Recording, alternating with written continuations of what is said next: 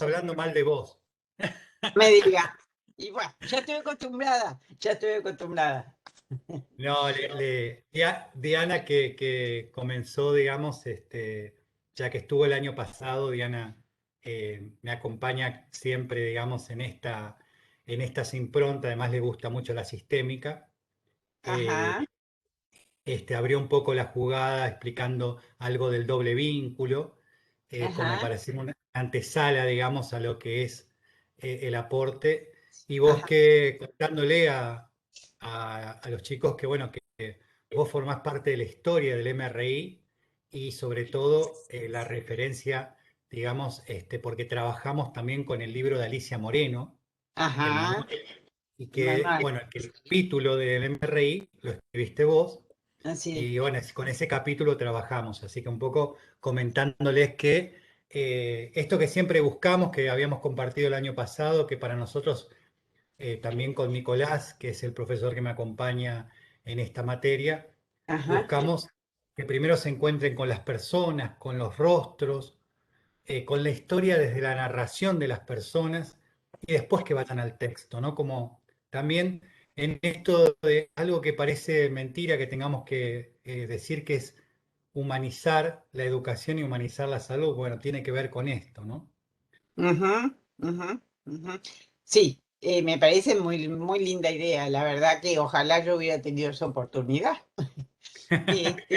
Este, pero la verdad de que es muy buena idea esto de poner en contacto con las personas que de alguna manera están identificadas con los distintos modelos, o por lo menos que tenemos, yo diría, a mí cuando me piden escribir sobre el MRI, que es Mental Research Institute, nosotros le decimos nuestro léxico MRI, lo van a escuchar como MRI.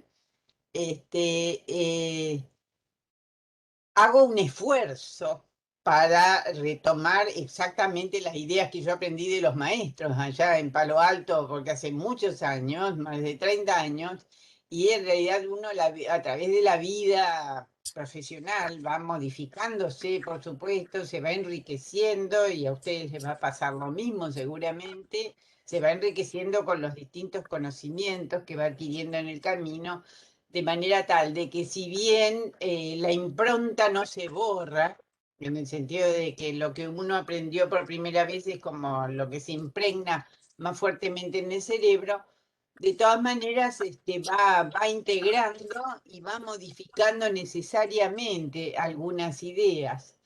Salvo la gente de Palo Alto, que aún hoy hay mucho movimiento en Palo Alto, después que se murieron, fallecieron hace poco hasta el último gran maestro que fue Václavic. eh, ellos sí se ven en la obligación de mantener estrictamente la misma manera de trabajar.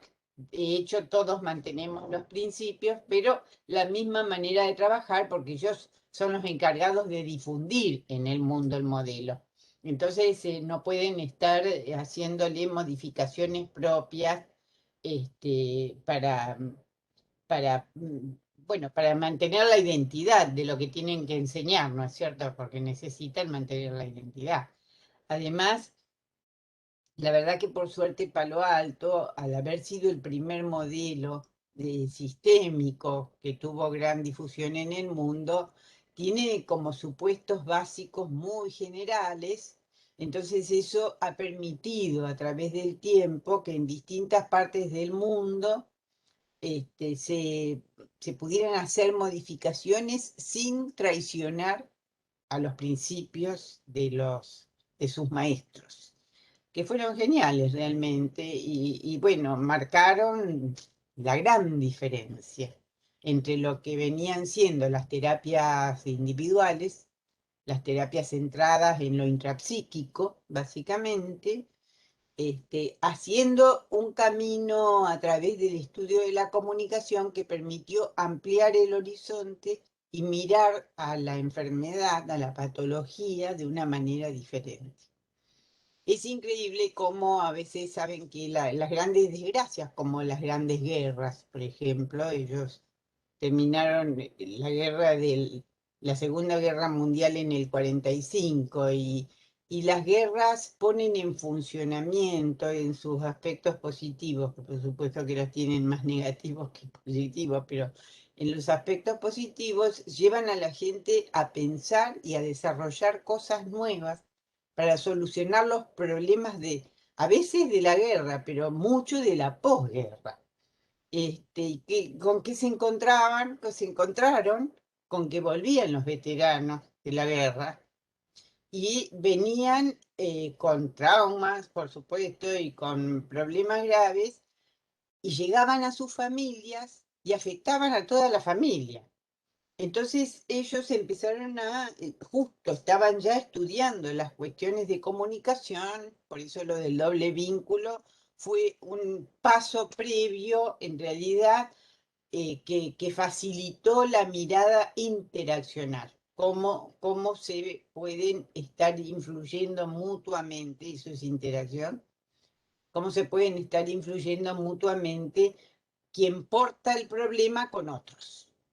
Que a partir de ahí dejó de ser el paciente para ser el paciente identificado, digamos, alguien que se identificaba con el problema, porque lo portaba, pero en realidad empezaron a extender la mirada a las relaciones que se producían entre el que portaba el problema y las otras personas que estaban ligadas significativamente a él. Ligada significativamente quiere decir del sistema de relaciones que influye mutuamente.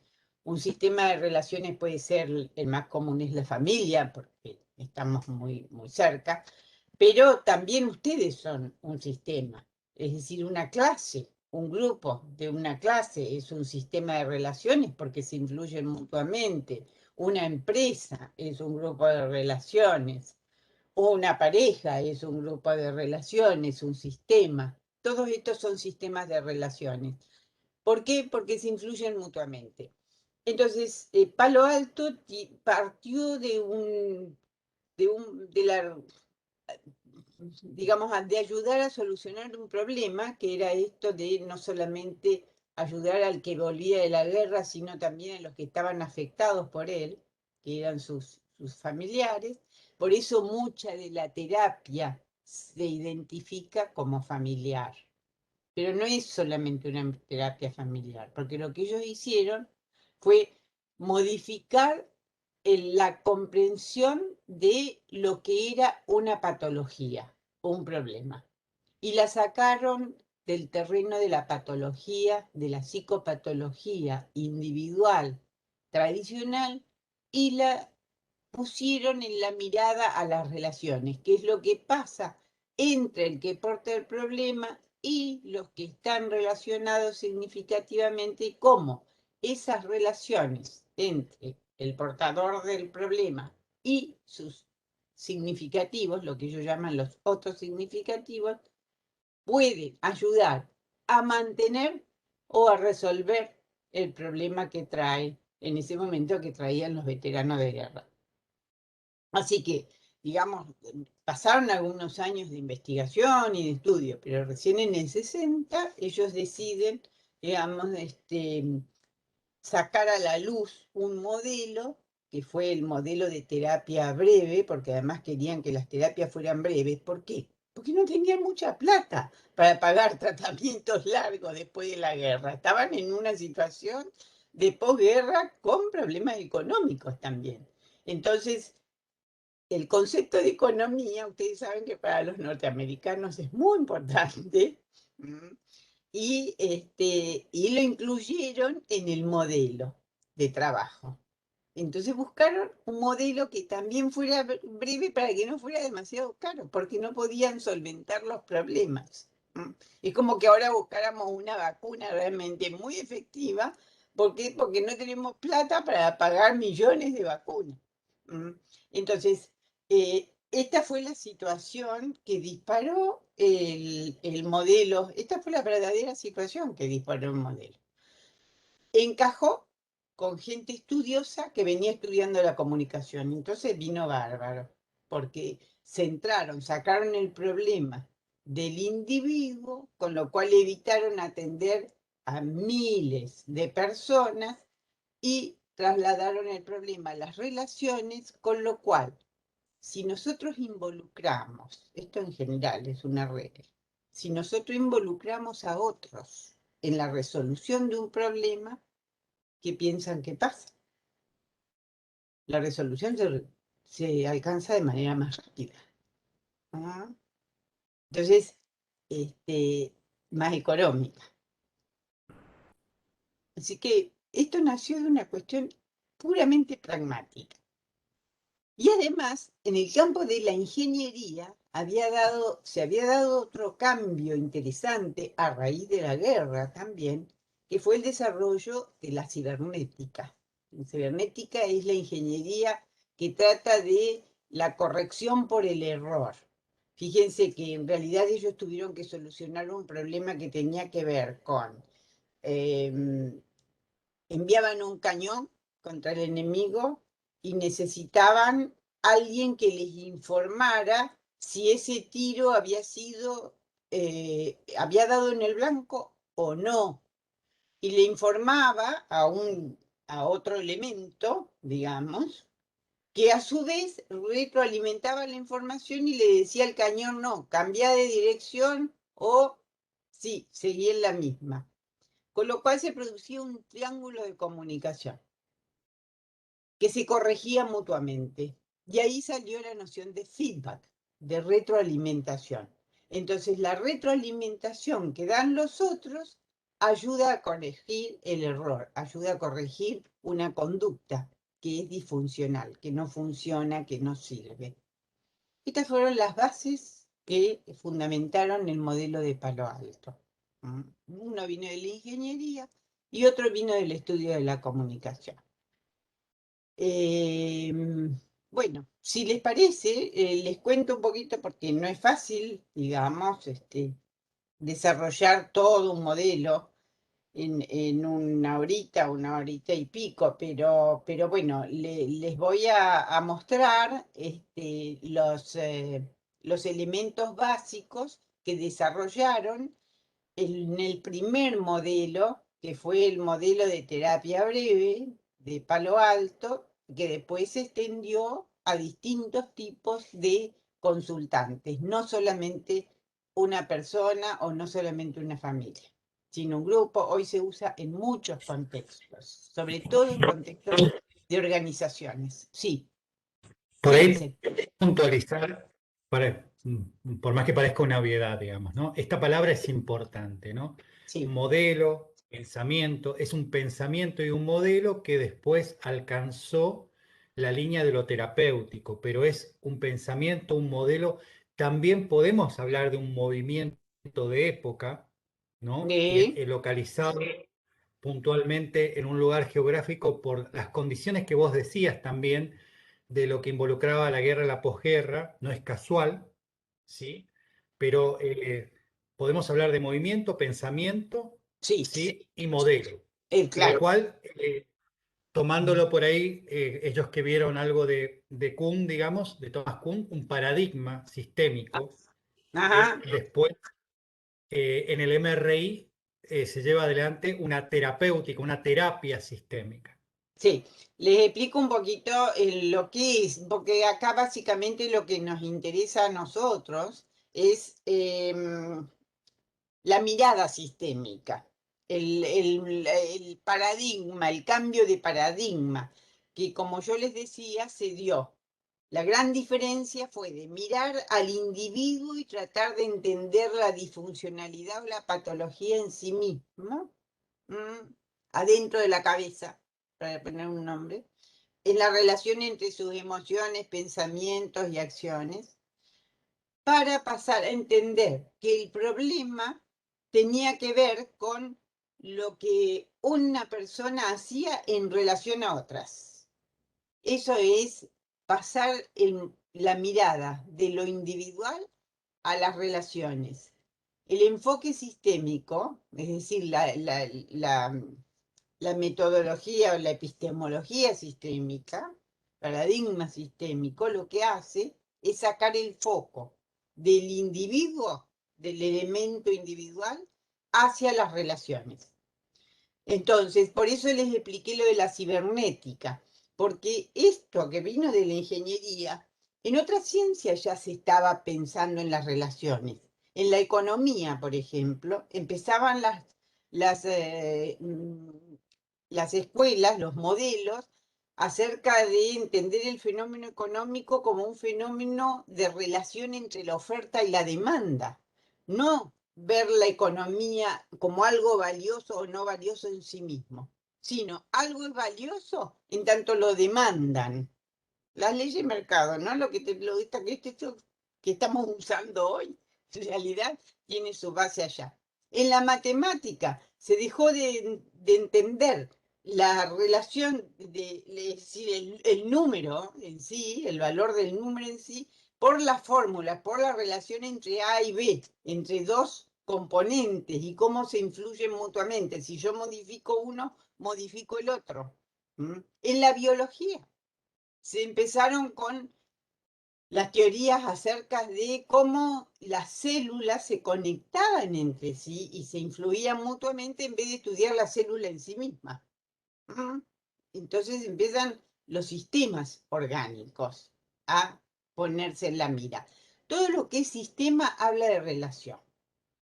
Habla de relación entre dos o más elementos que se influyen mutuamente y que se entiende entonces cómo se comporta cada uno, no mirando al elemento, a un elemento en sí, sino a qué pasa en la conexión que hace que ese elemento se comporte de una determinada manera y no de otra.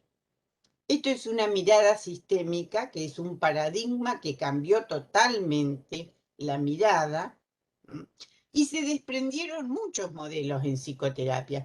No empezó este movimiento en la psicoterapia, en el campo de la conducta llegó como 40 años después. Este modelo empezó en la ingeniería, con la cibernética, y se fue corriendo a otros campos de la ciencia, a la economía, a la biología, a la matemática y después llegó a la conducta. Nosotros siempre somos un poquito resistentes a cambiar nuestras propias creencias, y entonces a defender nuestros propios territorios y modelos. ¿Cómo se desprenden los distintos modelos? ¿Qué es un modelo? Es una buena pregunta, Else. ¿Qué es un modelo, en realidad? Un modelo es una serie de reglas. Es una serie de reglas que dice a qué mirar y qué excluir, que dice qué es lo importante, lo significativo que tenemos que ver y qué tenemos que dejar de ver. Porque piensen en una consulta. Cuando alguien nos consulta, viene y nos cuenta todo un relato complejo, porque usted sabe que en realidad yo tuve un problema con mi hija y entonces nos agarramos a las piñas y terminamos muy mal. Una serie de datos. Uno tiene que seleccionar. Un terapeuta, ¿qué hace? Escucha y selecciona de todos esos datos aquellos que le resultan significativos en relación a las reglas que tiene en la cabeza, al modelo que tiene en la cabeza para seleccionar. Entonces, yo sé que lo que me va a decir acerca de la historia de la hija con la que se peleó, lo tengo que escuchar, pero lo tengo que poner a un costado. Pero sí tengo que ver qué hizo ella frente a ese problema y cómo le respondió la hija y en qué sentido este circuito, esta interacción que se da entre ellas, está manteniendo la violencia o la está resolviendo. Todo lo otro pasa a ser fondo. Mi foco va a ser lo que mi modelo me dice. Mirá esto, mirá qué hace ella, qué respuesta obtiene, qué feedback le da a la otra y cómo entre ellas dos están manteniendo el problema. Porque yo sé que el problema está en las relaciones. Y el foco de cambio, lo que yo tengo que cambiar son esas relaciones. No tengo que cambiar la historia de la hija ni la historia de la madre. Otro modelo, si yo estuviera con un modelo psicoanalítico, por ejemplo, y esta mujer me viene a consultar, ¿qué empiezo a leer yo desde mi modelo? a ver cómo fue su infancia, cómo fueron sus relaciones tempranas, en qué sentido eso que quedó inconsciente está hoy saltando, digamos, por estas conductas actuales, y le interpreto lo que pasó para que ella tome conciencia de eso y en base a eso haga un cambio de conducta. Desde un modelo sistémico, yo lo que voy a ver son las relaciones y voy a tratar de generar algún cambio en esas relaciones. ¿Por qué? Porque mi creencia, según el modelo, es que si cambio las relaciones, cambio el problema, soluciono el problema. Entonces un modelo siempre nos dice qué hacer. Hoy se llama modelo. Y siempre es una serie de reglas, es restrictivo en un sentido, pero orientativo en otro sentido. Nos dice qué hacer. Porque ¿saben qué? Y uno de los problemas que asustan, sobre todo cuando uno no tiene mucha experiencia, es, pues, ¿y qué hago con todo esto que me dicen? Entonces, es importante tener un modelo, porque el modelo te dice, mira esto, este es el foco que tenés que ver, lo otro, descartalo. No le digas, no, de eso no me hable, por supuesto. Nunca decimos eso. Pero miramos a lo que necesitamos para poder actuar y resolver el problema. Así uno es terapéutico. A veces pasa, pero ya eso, cuando uno tiene más experiencia, que uno usa algunas cosas de un modelo y algunas herramientas de otro modelo para solucionar un problema. Pero nunca hay que perder un modelo y no sé tu experiencia, pero al menos la mía, yo formo terapeutas desde hace muchos años, siempre les digo, aprendan bien de un modelo.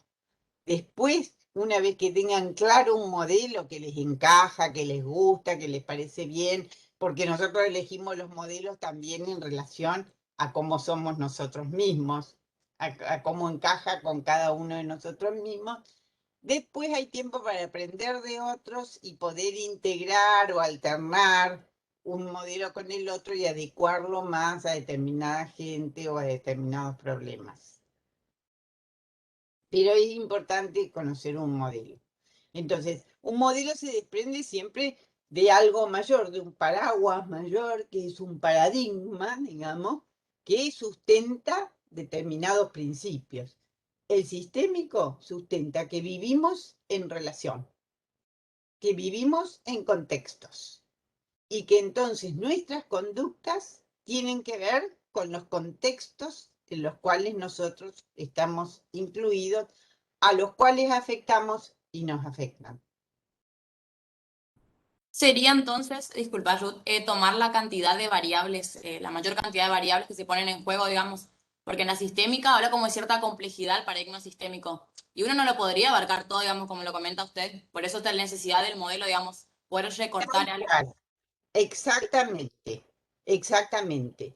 Porque cuando uno piensa en la persona, primero la persona en sí misma es compleja, porque todos los componentes, los distintos componentes emocionales, cognitivos, de acción, etcétera, ya implican una enorme complejidad, que por eso no hay modelo tampoco de conducta normal que lo abarque. Por eso hay tantas escuelas, ¿no? Cada uno mira o pone el énfasis en determinadas cosas, no niega las otras, pero no puede abarcar todo. Bueno, en la terapia pasa lo mismo, exactamente lo mismo. Entonces tomamos determinados aspectos de la conducta y tratamos de entender en contexto esto. Además, les quiero decir algo que es muy importante, que es que pensemos que el ser humano es una totalidad. ¿Qué quiere decir esto? Que si nosotros modificamos un aspectito solamente, vamos a generar una modificación sobre los otros. Si cualquiera de ustedes me dice, pero usted está diciendo una pavada, me modifica la emoción, yo digo, pero ¿estos qué se creen? ¿No? Entonces empiezo a pensar de otra manera, cómo contestarles y cómo rebatirles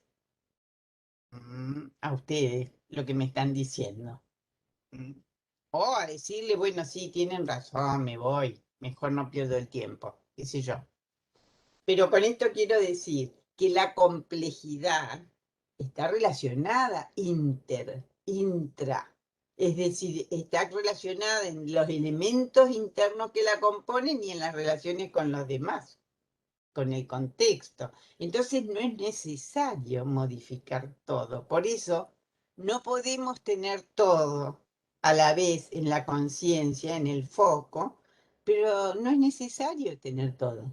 Con que tengamos algún aspecto, a partir del cambio en algún aspecto, se produce en automático por la totalidad, es una cualidad de los sistemas humanos y de las personas humanas. Por eso es decir, no podemos desestimar ningún modelo de conducta, porque cada uno pone énfasis en algún aspecto, si no desestima a los otros. ¿Qué sé yo? El psicoanálisis pone el acento en las conductas inconscientes. Ahora, si yo modifico las conductas inconscientes y las hago conscientes, modifico las emociones, la forma de pensar, la forma de actuar. Si yo modifico en la cognitiva, cuál es la interpretación que yo estoy haciendo de una realidad, modifico sus sentimientos y modifico sus acciones, necesariamente. Y los modifico más allá de mi capacidad de modificarlos intencionalmente. ¿Por qué? Por la misma complejidad del ser humano. Entonces, no hay que olvidarse de la complejidad, pero tampoco hay que asustarse por la complejidad.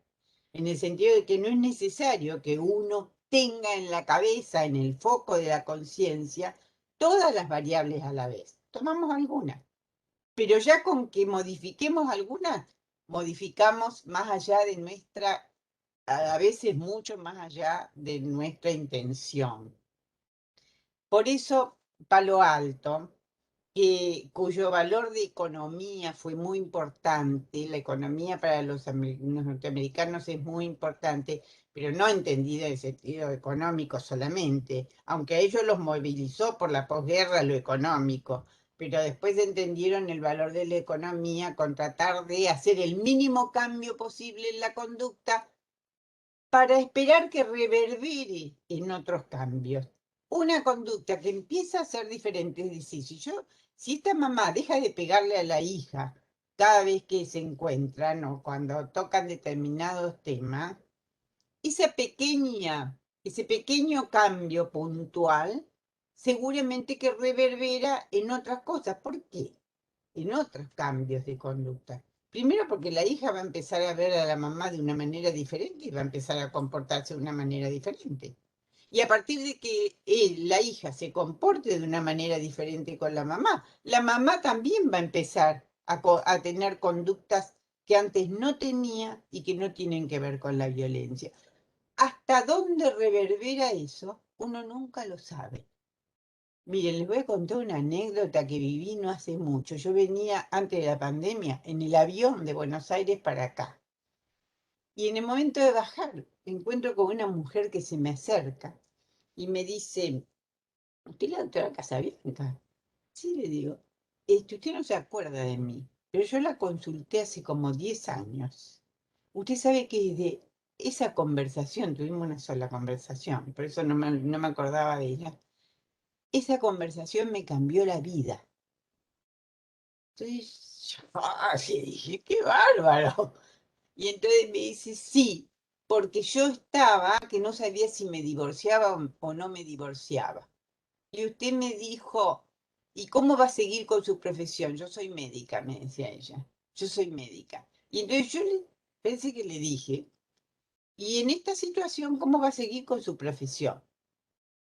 Y eso que usted me dijo me llevó a pensar que yo tenía que empezar a ir a Buenos Aires, en vez de quedarme en Santa Fe, tenía que empezar a ir a Buenos Aires a conectarme con profesionales. Y a partir de ahí se me abrieron otras alternativas. En este momento estoy trabajando una semana en Buenos Aires. Dice, me separé, mis hijos se vinieron a vivir conmigo. Claro, le había cambiado la vida, además en 10 años, por supuesto. O sea, un cambio pequeñísimo, reverbera, uno no sabe hasta dónde. eso depende de las personas, de la complejidad de la situación que uno nunca la ve toda. Entonces, una situación compleja como era esta era una situación muy compleja, claro, Ruth, empezó a tocar distintos eslabones de relaciones y se convirtió en un cambio terrible para su vida. Y ahí entendí por qué me decía, me cambió la vida, usted me cambió esa conversación, me cambió la vida. No porque uno sea una genia, sino porque uno tocó un pedacito que ella y los que estaban en relación con ella comenzaron a generar cambios en distintos aspectos y a lo largo de la vida, de 10 años, por supuesto. Ruth, te hago un cortecito ahí simplemente para agregar algo que por ahí les Sí, puede llegar a servir a los chicos. En la bibliografía van a encontrar este efecto que ella menciona como el efecto bola de nieve. sí, Hace referencia a eso, a ese cambio que empieza como algo chiquitito y después parece que arrastra un montón de otras cosas. sí. Por eso Palo Alto es el modelo más breve. No porque sea tan efectivo, más efectivo que otros, porque si yo, es decir, se desprendieron de este modelo, de este paradigma sistémico, se desprendieron después de Palo Alto otras escuelas que dijeron, miremos a otras cosas, no a la interacción ni a lo que pasa entre dos individuos o más, sino miremos a cómo se organizan las relaciones, por ejemplo, en el modelo estructural de Minuchin, supongamos. O Mara Selvini vino y dijo, no, lo que hay que cambiar es la manera de significar las conductas entre los miembros, porque si ellos dicen acerca del otro una cosa diferente, eso va a generar cambio. También es cierto, se pueden modificar los significados, y de ahí se desprendieron las narrativas, se pueden modificar la organización familiar, se pueden modificar las interacciones. ¿Mm? Entonces, cualquiera de los aspectos que se modifiquen generan bolas de nieve. Fíjense, si yo cambio la estructura jerárquica, estoy mirando a un aspecto de la complejidad familiar que es la jerarquía.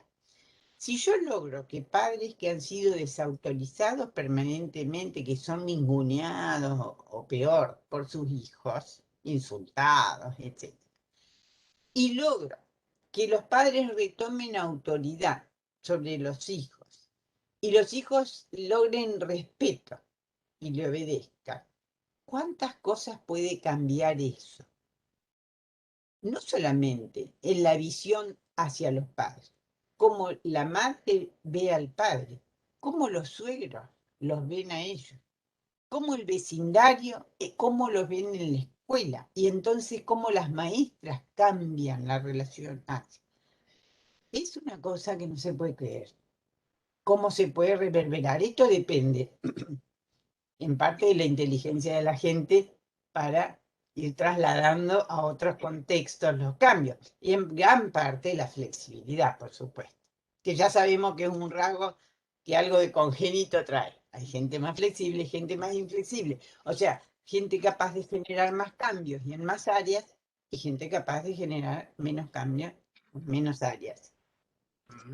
A Pero mí, Ruth, sí, no, me parece increíble el ejemplo que usted trae, digamos, de la mujer, lo que le dijo que a usted le cambió la vida, porque hasta qué punto es tan complejo los cambios que se pueden llegar a generar que, por ejemplo, anda a saber qué habrá sido la vida del marido también, que fue su marido, si no habrá tenido otra familia, y la vida de los hijos también, cómo hubiese sido si seguía estando en esa relación y cómo es ahora, digamos, cómo cambian las posibilidades y las vías de camino, digamos.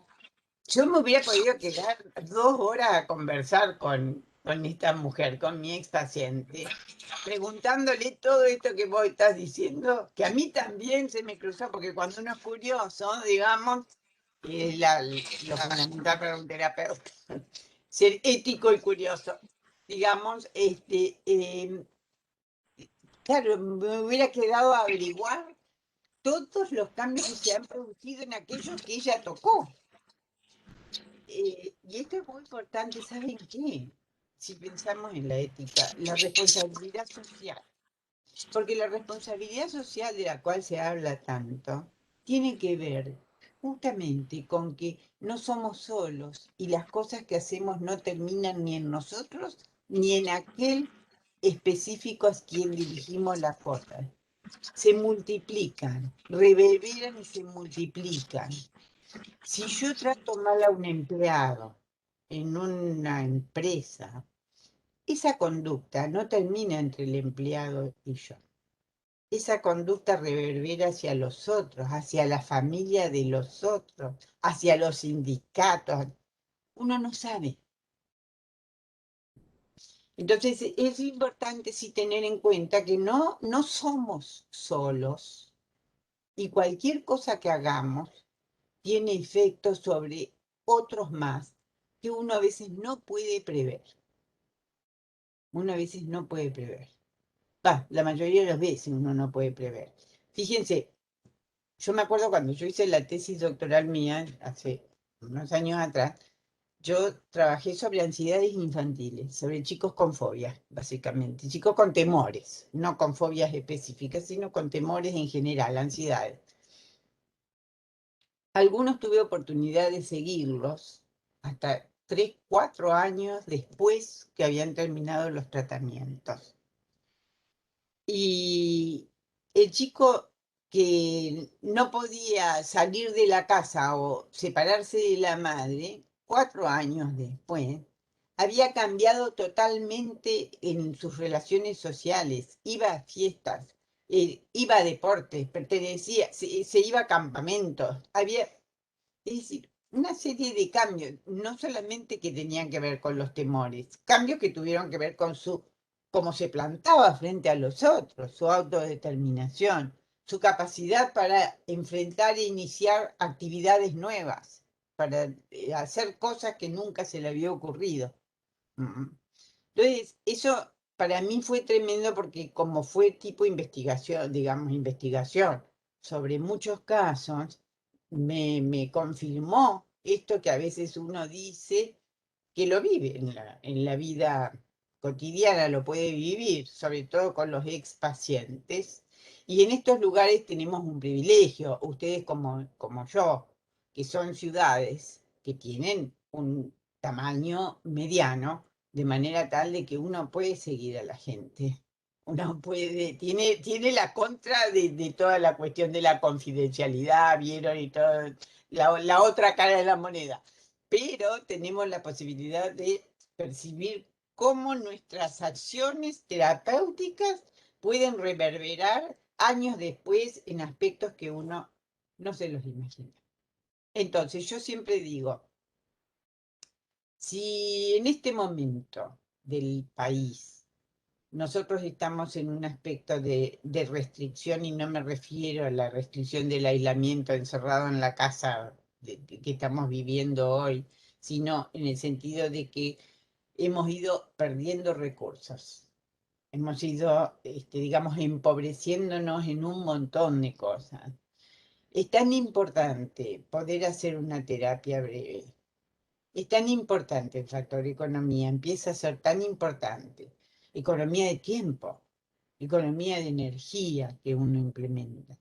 Economía también de dinero, por supuesto. Hay gente que no puede ni trasladarse una vez por semana a una terapia. Entonces, la economía para mí ha pasado a ser un factor. Y esta es una de las cosas que mantiene mi trabajo también dentro del enfoque del MRI.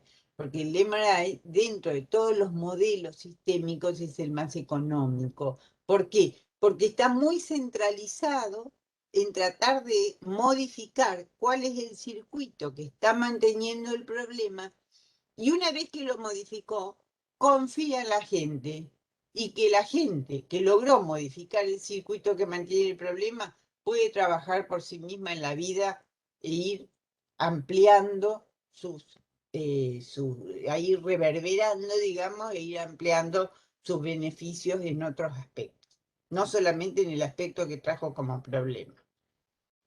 A mí me da mucha risa cuando la gente que no conoce acerca de estos fundamentos dice, sí, pero ustedes lo que hacen es modificar superficialmente el problema. En realidad se modifica todo, porque no todo el mundo entiende la complejidad.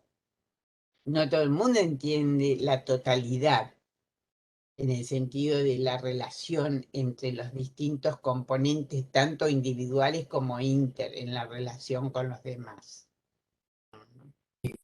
Ahí, Ruth, hay Sí, algo interesante de tu experiencia también, ¿no? En esto del cambio y la intervención terapéutica, puede ser que la modificación se dé en la sesión, puede ser que no se dé, que se dé fuera sí. de la terapia y que a la Ujú. vez, en principio, tampoco sea adjudicada, porque también ha pasado, ¿no?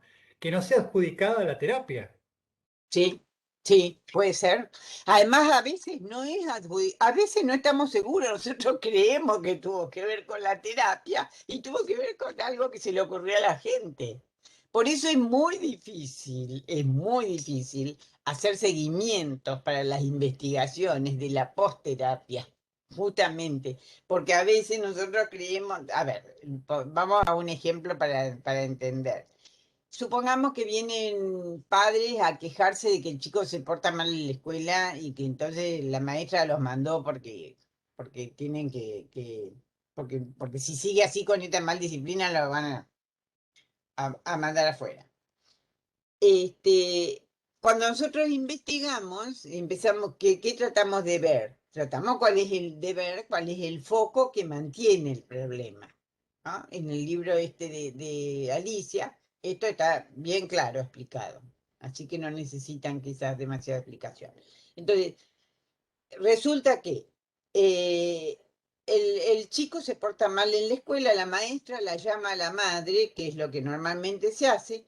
La madre viene a la casa y le dice al padre, mirá, el chico está desobedeciendo, y el padre dice, ah, sí, esa tarada de la maestra ya me tiene cansada, no sabe manejar bien a los chicos. Bueno, ¿cuál es el circuito? Claro, porque la ventaja de investigar el circuito es que es observable, es que se trata de conductas observables, que no tenemos que pensar ni tratar de entender conductas subliminales o entender o hacer interpretaciones raras. No, no. El circuito es objetivo, entre paréntesis. ¿No? Entonces, ¿cuál es el circuito?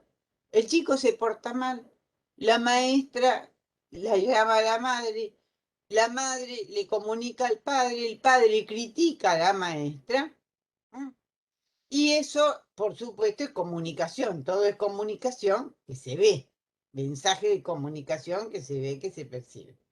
Este es el circuito que está manteniendo el problema.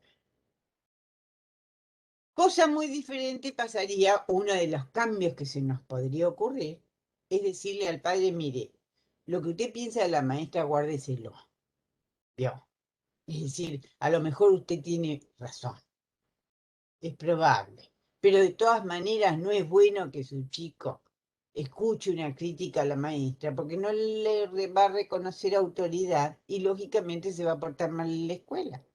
¿Por qué? Porque sabe que está desautorizada por su propio papá, que para él es una autoridad superior. Entonces le pedimos simplemente al padre que no critique a la maestra, que se ponga del lado de la maestra o que diga, bueno, arregla vos con la mamá. Arregla vos esto con la maestra y hagan un arreglo para tomar un castigo hacia el chico. Toma el castigo hacia el chico. Nadie la descalifica a la maestra, todos se ponen de acuerdo y el chico no tiene más remedio que cambiar la conducta. ¿Mm? Ese es un ejemplo re simple, digamos, de un cambio de circuito que mantiene el problema. Esto, ¿en cuántas sesiones lo podemos resolver? En dos. En dos. Una, donde hacemos el diagnóstico de cuál es el circuito que está manteniendo el problema. Y al final de esa misma, uno puede decirle, bueno, a ver, esto en vez de, hagan esto otro en vez de, porque indudablemente que el chico perciba que el padre la descalifica a la maestra, está generando problema de desautorización de la maestra. Una segunda sesión para ver qué pasó, si lo pudieron hacer y qué pasó, cuál fue el resultado.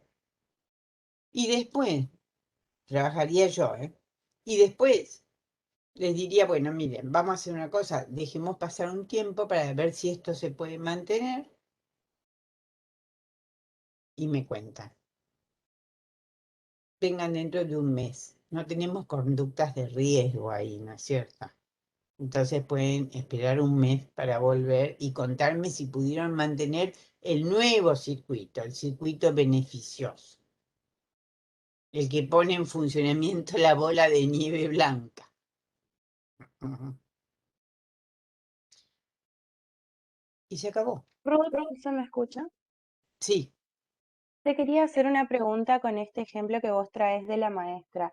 Y es sí. si esa desautorización que digamos que el padre hace y que el niño incorpora en relación a la maestra, si eso después no se puede trasladar al mismo padre o a la misma madre. Absolutamente, por supuesto. Ni hablar cuando la descalificación o la desautorización está dentro de la misma familia. ¿Por qué?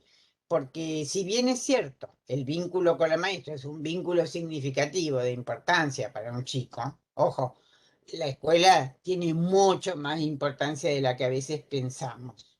Mucho más importancia en la vida de un chico de la que a veces pensamos.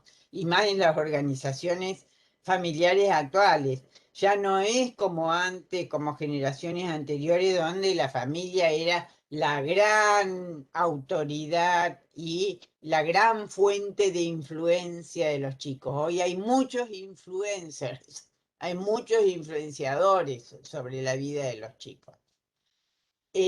Pero de hecho, que sí, que en general pensamos todavía, y sobre todo en el interior, porque hay que ubicarse en los contextos, ¿no? Sobre todo en el interior, indudablemente la familia tiene una gran influencia en la educación de los chicos. Si el padre fuera el que desautorizara a la madre, por ejemplo, vos sos una loca, exagerada, este chico no se porta tan mal, no es para tanto. Tenemos la misma situación.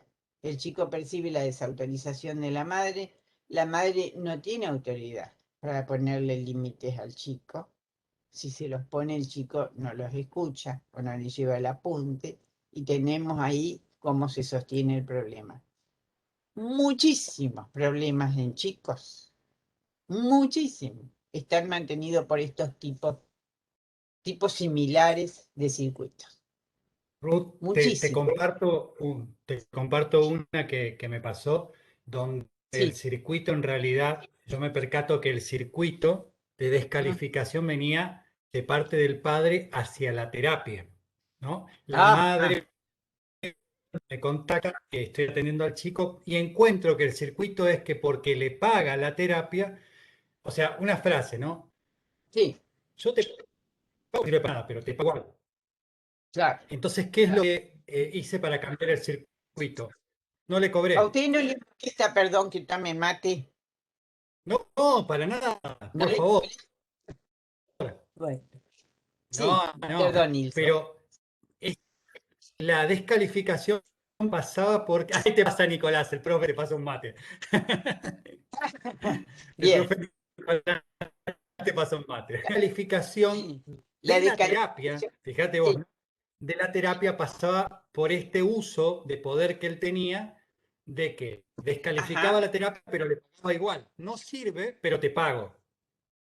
No sirve, pero te pago. Y se lo decía al chico. Sorry. No sirve, Un pero te doble lo pago igual, mensaje. porque me está diciendo tu madre que quiere que vayas a terapia. Sí, sí, sí, sí, sí. Entonces, cuando Lo no tiene mismo. que pagar el El chico padre, no va a cuando, escuchar, el chico no va a escuchar la terapia, lo que vos le digas. claro, Y menos se va a dejar influenciar, porque para él una autoridad natural más fuerte es el padre, por supuesto. Eso claro, está hablando de un conflicto entre la madre y el padre, por supuesto, totalmente. claramente. Sí, hay una descalificación entre ellos que probablemente si uno investiga un poquito, se ve en otros aspectos también. Totalmente, totalmente. Sí, Por eso sí, es una dinámica, es un circuito que, como bien hoy decían por ahí, alguna de las chicas se replica a otras circunstancias, a otras situaciones, que eso es yes. lo que nos aporta el MRI, ¿no? Lo interesante de que ese patrón que está siendo esto específicamente, también podemos ver que ese mismo patrón está siendo ejercido en otras circunstancias, en otras relaciones. Por supuesto, por supuesto. Es decir, eso depende en parte de la profundidad del rasgo, porque si hay personas que son muy descalificadoras. Quiero decir, hay personas que ponen en juego determinadas conductas y repiten los patrones en muchos contextos diferentes. A veces es solamente propio de un contexto, pero a veces es propio de varios contextos porque eso depende de la centralidad del rasgo de personalidad de la persona. Por ejemplo, quiero decir, supongamos, qué sé yo, una persona autoritaria, con ciertos rasgos autoritarios. Lo va a poner en funcionamiento dentro de la casa, pero también en el trabajo, pero también en la relación con los amigos. Claro que puede obtener distintos resultados de acuerdo al feedback que tenga en los distintos contextos. Es decir, a lo mejor los empleados le dicen sí, señor, pero la mujer le dice no, querido. Acá yo también opino. Entonces ahí el patrón que se arma es un conflicto y en el trabajo es sometimiento. Una relación de jefe a empleado, digamos, sometido. Entonces, una de las cosas que tiene este modelo de Palo Alto que a mí me ha enseñado es a ser flexible en cómo entender las personalidades, las personas, las situaciones. No todos reaccionamos con las distintas personas en los distintos contextos de la misma manera. A veces uno es muy obediente, digamos, en alguna relación particular y muy desobediente en otra. Bueno, agregás otra palabra, o sea, estábamos hablando de comunicación, cambio, y agregás algo que es fundamental, que bueno, que tiene muy presente, que es la idea de contexto también, ¿no? Claro, el contexto, A veces sí, el son contexto. obviedades, pero digo, hay que como puntualizar palabras importantísimas, ¿no? Comunicación, cambio y contexto, como tres palabritas que son importantes, ¿no? En este abordaje. Sí, sí. El contexto siempre es importante para una visión sistémica. El contexto es el sistema, que puede ser de distintos tipos. Puede ser social, es decir, ser otras personas. Puede ser físico, ser el lugar, la geografía donde uno está. Puede ser económico, la condición económica o el país donde le toque vivir. Es decir, el contexto puede ser de diferentes tipos. Por supuesto que puede ser político, desde ya. Es decir, nosotros trabajamos en general con el contexto social en terapia, con los otros con los que se relacionan. Pero puede ser de cualquier tipo. Yo no me olvido nunca una de las situaciones más difíciles que viví profesionalmente. Fue hace muchos años, no recuerdo cuánto. Había ido a dar un curso a Chile. En ese momento estaba Pinochet de presidente. Entonces me llevaron a la televisión a una entrevista y hablando de esto, me dijeron, bueno, ¿y qué hacemos con el contexto político que tenemos? ¿Qué nos dice usted con respecto a poder cambiar los circuitos de interacción que tenemos con el autoritarismo militar? Casi me muero, casi me meto abajo de una silla directamente, quería desaparecer. Porque además pensaba, depende de lo que digo, salgo o no salgo de este estudio. Entonces le hablé de mínimo cambio. Se me ocurrió. Yo soy católica. Dije, el Espíritu Santo. Y entonces dije, miren, ¿saben qué? Una de las cosas que tenemos que pensar es en hacer un mínimo cambio, porque hay cosas que realmente son incambiables. Pero un régimen político no es incambiable en el sentido de que va a ser toda la vida exactamente igual. Puede tener vaivenes. Digo, pero además, mínimos cambios. Por ejemplo, qué sé yo, si quieren tener un desayuno adentro de una empresa en vez de no tener nada, bueno, es algo que se puede modificar y que va a traer sus buenos resultados. Y entonces, por supuesto, el periodista me dice, bueno, pero acá lo que necesitamos es un gran cambio. Bueno, mire, lamento, no está bajo mis manos eso no está bajo mi influencia. Ustedes son un país, yo vengo de otro, y cada país tiene su propia dinámica. Algunos toleran más cambios en algunos aspectos, otros toleran menos cambios en otros aspectos. Y además, ya que hablo de esto, quiero incluirles algo interesante, sobre todo porque somos terapeutas. Los terapeutas tenemos un gran espíritu de servicio y social, pero tenemos que aceptar que hay situaciones que son incambiables. Esto es, hay personas o tipos de problemas que son incambiables y que uno ahí no puede hacer prácticamente nada, solamente aceptarlos. Y la aceptación es un componente que se ha tenido poco en cuenta en el campo de la terapia, pero que es necesario incluirlo.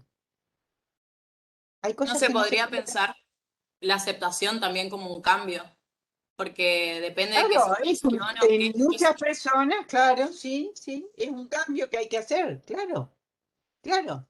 A mí hay cosas, yo soy una de las personas, por mi tendencia a ser activa, yo soy una persona, a mí me cuesta muchísimo aceptar que hay cosas que no se pueden cambiar, que no se pueden lograr.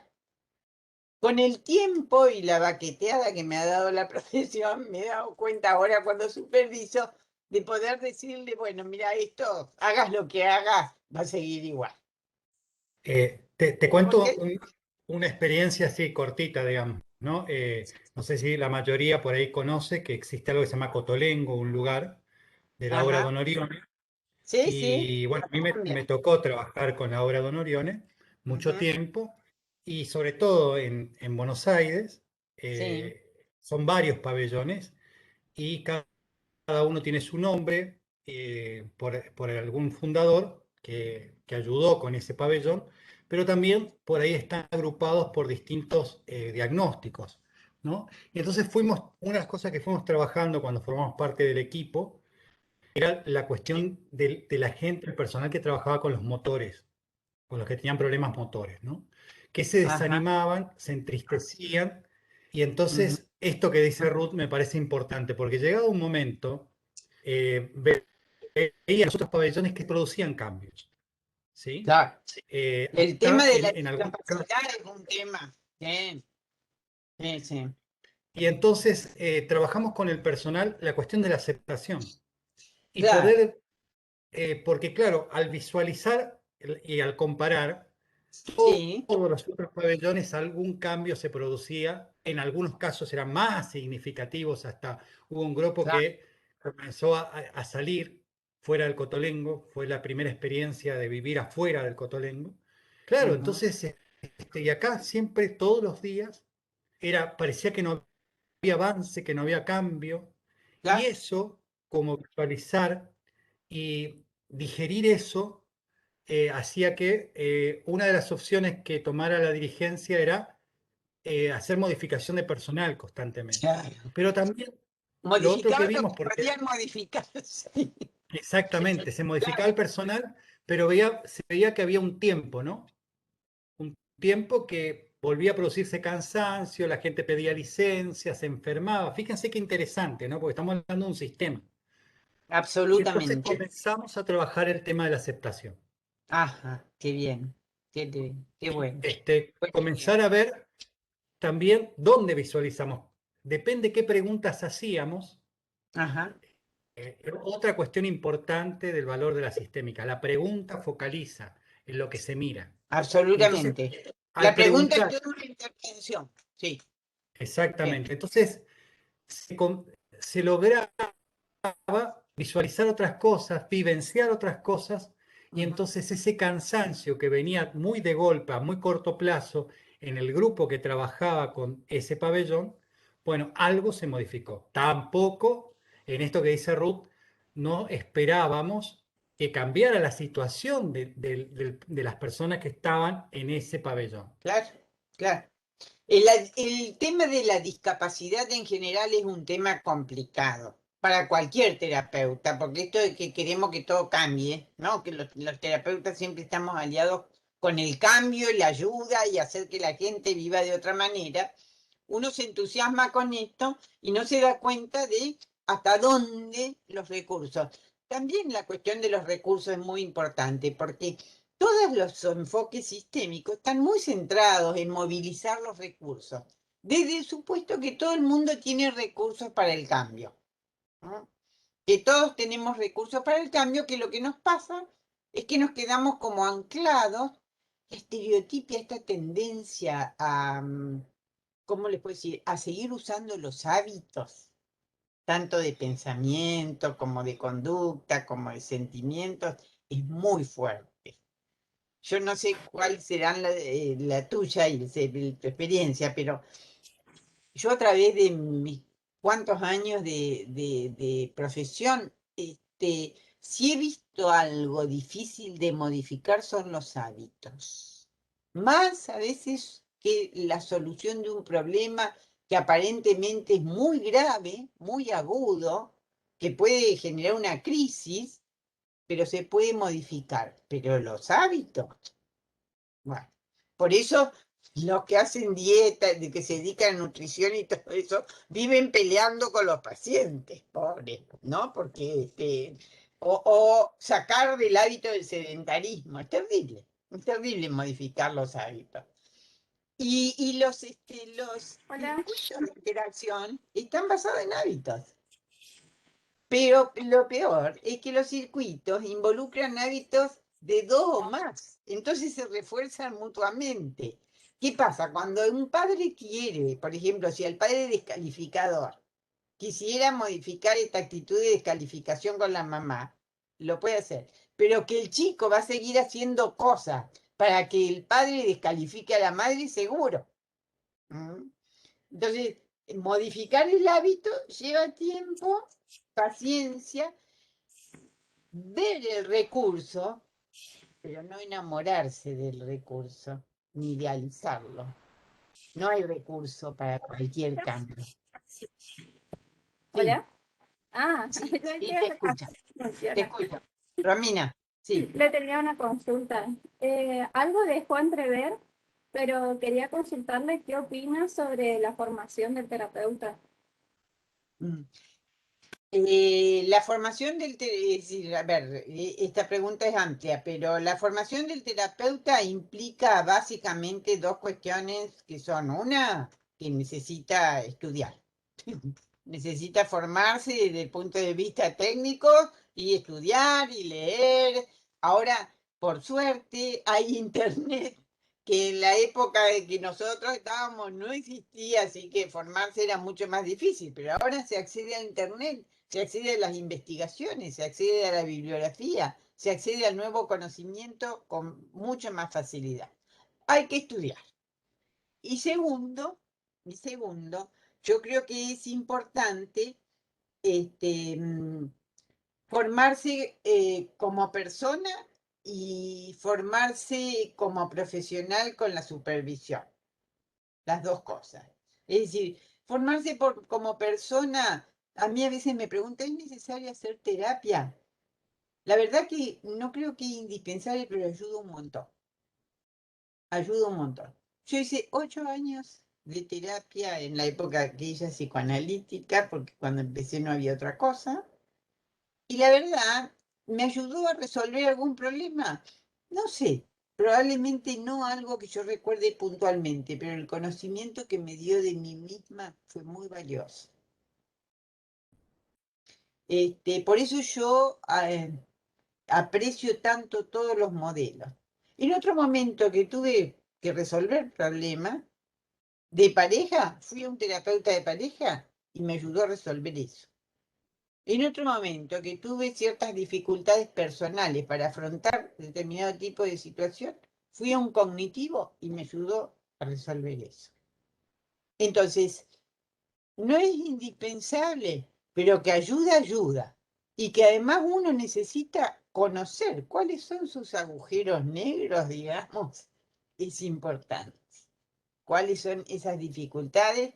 ¿Por qué? Porque después las repiten en la relación con los pacientes, con los consultantes. Yo ya no hablo casi de pacientes, hablo de consultantes, de quienes vienen a pedir consulta. Porque si uno no maneja esos temas con uno mismo, difícilmente los puede manejar con nosotros. Y también es cierto que muchas veces uno inconscientemente, no a propósito, traslada las visiones y las restricciones que tiene para ver su propio problema a los otros, sin querer. Entonces, se necesitan los dos aspectos, la formación profesional y la formación como persona. Y esto es indispensable. Y en la formación profesional está estudiar y está supervisar. Porque sin supervisión no se aprende cuando uno está con los pacientes. Necesita saber, necesita un tutor, necesita opinión, necesita otros ojos, porque uno está todavía muy restringido. Yo aún hoy, cuando tengo un caso difícil, bueno, tengo a mis amigos, los llamo por teléfono, che, estoy con esto, ¿qué harías? Sí, sí. Sí, En esto que decís, por ejemplo, retomando un poco lo que está también en el capítulo 11 del manual, eh, sí, la definición del problema, qué interesante es que en este camino del conocimiento de uno mismo, sí, este proceso de haber pasado uno por la mm, definición del problema como consultante, ¿no? mm, Entonces mm, también cuando uno lo tiene que llevar a escena desde el otro lugar como terapeuta, uno ha tenido la experiencia de cómo se definió el problema desde su propia terapia. así es, así es. Lo que uno aprendió para sí mismo sirve para aprender con otro y para que otro aprenda. Sí, sí, sí, Por totalmente de eso, acuerdo. muchos de estos abordajes, la formación no es solamente el contenido de lectura, sino también el hecho de que uno hace la experiencia con uno mismo en el proceso de formación, que eso Sí, es algo que tiene muy instalado la sistémica y también, por ejemplo, de lo que vimos antes, la Gestalt o la bioenergética, que tienen como en el mismo proceso de formación está el conocimiento de uno mismo y claro. el ponerse en escena uno también como... Es que yo creo que es para cualquier psicoterapia. Esto que estoy diciendo en realidad no es para la sistémica. Hay terapias como, por ejemplo, la psicoanalítica que te obligan, qué sé yo. Yo empecé terapia cuando me acuerdo que cuando fui, que tenía 21 años, le dije a la terapeuta, mire, no sé a qué vengo, vengo a hacer psicoanálisis, porque en realidad en ese momento, gracias a Dios, la edad feliz no tenía problemas, no tenía un problema particular. Después sí fui por problemas, pero en ese momento no. Pero la verdad es que el hombre me tomó, ¿por qué? Porque el objetivo de esa terapia en realidad era el conocimiento del inconsciente. Entonces, el inconsciente yo no lo conocía, todo mi inconsciente para nada. Así que, de acuerdo a su objetivo, la terapia cumplió con su objetivo y a mí me fue muy útil. Todavía recuerdo cosas que me dijeron. Era de desarrollo de autoconocimiento en realidad. Fue una terapia de autoconocimiento, más que de solución de problemas. Pero me fue muy útil, sí. Y las Bien, otras me fueron útiles porque ya eran terapias para resolver problemas. Me parece muy importante esto de dividir digamos, porque clasificar las terapias, hay muchos criterios, ¿no? Pero esto de clasificarlas en terapias para resolver problemas y terapia para acompañar el desarrollo personal, me parece que es una clasificación útil, y que representa una u otra es necesaria. Una u Y otra además es necesaria. abre la perspectiva para no quedarnos solamente en la enfermedad, ¿no? Así Abre es. una perspectiva, un abanico más amplio de lectura y nos ubica Tal a nosotros como terapeuta en un sentido más amplio y por eso también no toda persona que viene es paciente, bien decías vos, puede ser consultante para aprender más de sí, o sea, porque está bien y quiere estar mejor, ¿sí? O Sí, sea, abre un abanico mayor de perspectiva del alcance de lo terapéutico, ¿no? así es, sí. Yo de todas maneras ahora estoy viendo, pero esto debe ser por razones de restricción de recursos, sobre todo económicos, estoy más viendo a la gente para resolver problemas. E incluso estoy viendo a la gente para resolver problemas más difíciles, problemas que tienen consecuencias mayores desde el punto de vista humano. Esto debe tener que ver seguramente con que antes hacíamos un poco más de terapia, porque nos gustaba hacer terapia. Hoy la gente hace más por necesidad, porque cuida su dinero también y sus energías. Hoy no hay tanto tiempo tampoco para destinar a la terapia. Todos estos factores que son contextuales nuestros, hay que considerarlos. Yo pienso también que fue, bueno, a lo largo de todos los textos y las charlas con el profesor y los disertantes y demás, como que tampoco no hay una forma o la forma de ser terapeuta, digamos. Como que uno va tomando su propia formación, por así decirlo, y va adquiriendo por ahí determinadas, no sé, características o elementos de otras teorías, otras terapias también. No como una sola forma y me dedico solamente a esto, sino por No, ahí abrir el abanico de posibilidades a la hora de poder tratar con la persona, digamos, y que como abs- hablamos y como mencionamos esto de que el sujeto es con la persona es compleja. Entonces uno sí, tampoco no lo podría abarcar todo, pero cuanto más elementos tenga uno como para poder ayudar, creo, o es mi posición por ahí que yo voy adquiriendo en esta cátedra, digamos, es esa. Tipo, tratar de absolut- ayudar al otro de la mejor abs- manera posible. sí, absolutamente. Es decir, es muy cierto lo que vos decís. Yo creo que el enfoque de la cátedra en ese sentido es muy bueno porque está dando un panorama. Después uno elige también, porque más de 2 o 3 modelos en general uno no maneja. Sí, intervenciones de distintos modelos, que no necesariamente implican la utilización de todo el modelo, sino algunos tipos de intervenciones, qué sé yo, las intervenciones paradojales, hoy hasta un psicoanalista la usa. Y es una intervención que surgió del doble vínculo y es bien sistémica. Hay distintos tipos de maneras de integrar, ¿no es cierto? A veces modelos, a veces simplemente intervenciones. Cuanto más recursos tenga, uno mejor es. ¿Por qué? Porque hay estudios, hay libros. Hay un libro que está escrito en el año 2000 de Butler, que todo el mundo tendría que leer. Lamentablemente no se tradujo al español, está en inglés, pero que es Prescriptive Psychotherapy, que es un libro que habla acerca de cuándo usar qué modelo y qué tipo de intervenciones con qué paciente y con qué tipo de problema. Porque lo que está investigado es que, por supuesto, la efectividad aumenta cuanto más encaje haya en este sentido. Y cuanto más los terapeutas podamos usar distintos tipos de intervenciones o de modelos, por supuesto. No obstante, para empezar, no sé cuál es tu experiencia, dice. Mi experiencia con la formación de terapeuta es que para empezar es preferible aprender a fondo de uno. Una vez que uno tiene un modelo en la cabeza, puede meterse en otro y después leer de todas las intervenciones y mezclar. Porque si uno toma como todo al mismo nivel, los distintos modelos termina siendo una melange que a veces lleva a la pérdida del foco de la terapia. La gente viene a resolver algo en particular, salvo aquel que viene a aprender acerca de su infancia, como me dicen algunos pacientes. Yo quiero saber qué tiene que ver esto que me pasa ahora con lo que he vivido. Bueno, ya sabe uno que hay un modelo que tiene este objetivo. Yo no le voy a ir a preguntar y cómo le va ahora con su jefe y a buscar circuitos de interacción si el hombre me está pidiendo otro foco, otra Por ahí, manera.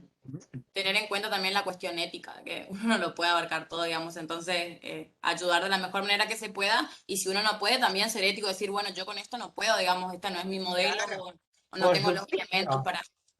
Derivar, claro.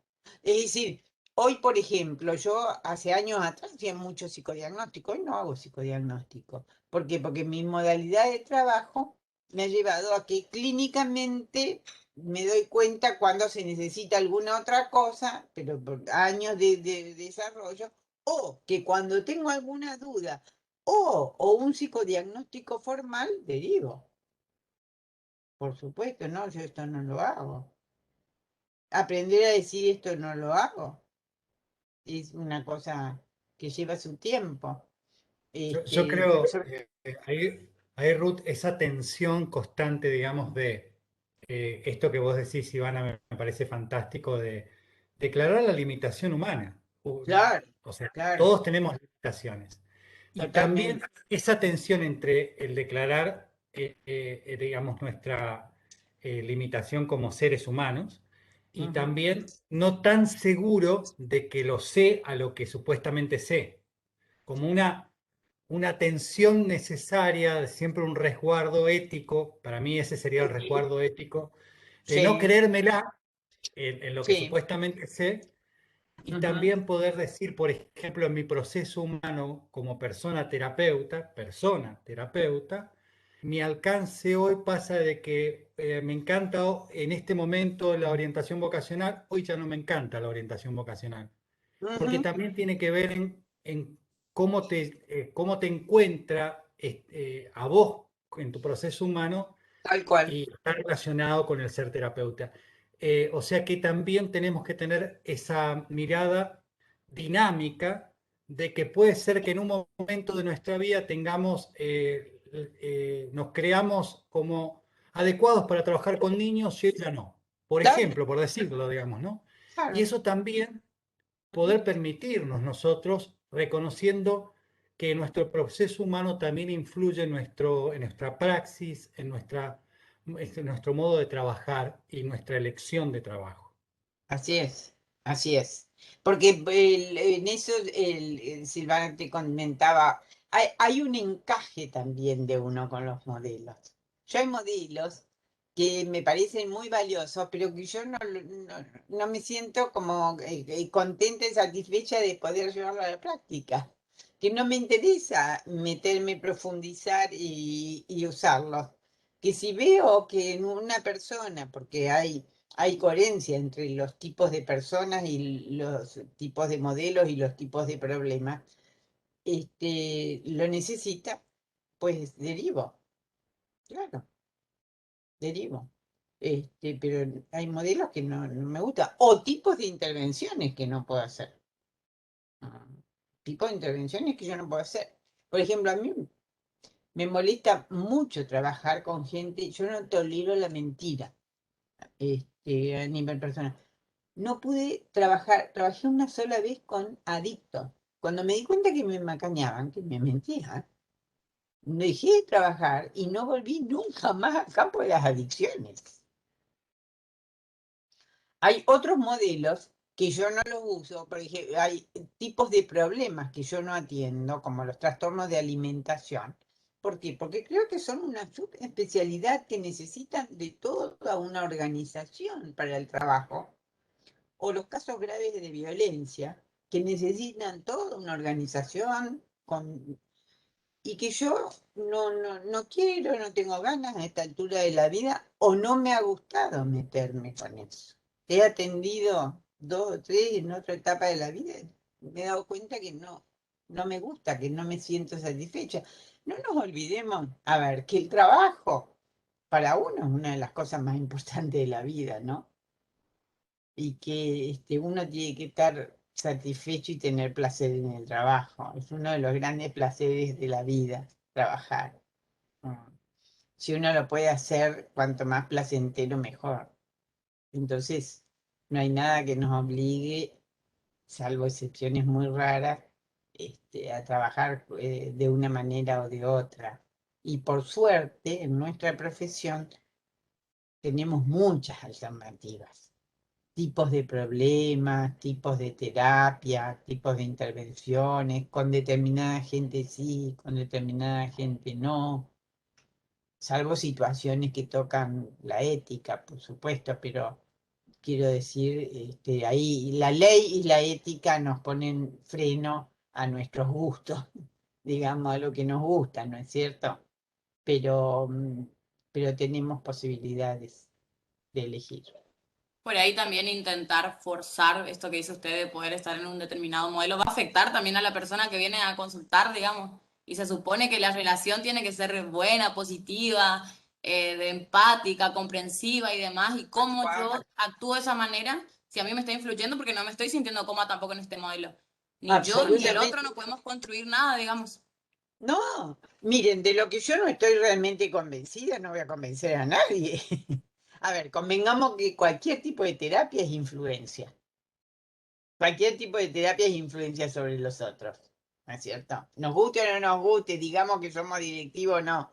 En algún punto no podemos dejar de serlo, porque toda comunicación, todo comportamiento es comunicación, como dice allá Butler. Entonces, tal cual lo que vos estás diciendo es que si yo de alguna manera no estoy contenta o no creo en lo que digo, no voy a convencer a nadie. Yo realmente tuve una experiencia clara con eso, con una persona que yo trabajaba, un psiquiatra, que le encantaba la hipnosis y tenía una facilidad enorme. Tenía poco conocimiento de hipnosis, pero tenía una facilidad enorme para hipnotizar. Empezaba a hablar y la gente se quedaba focalizada así en él.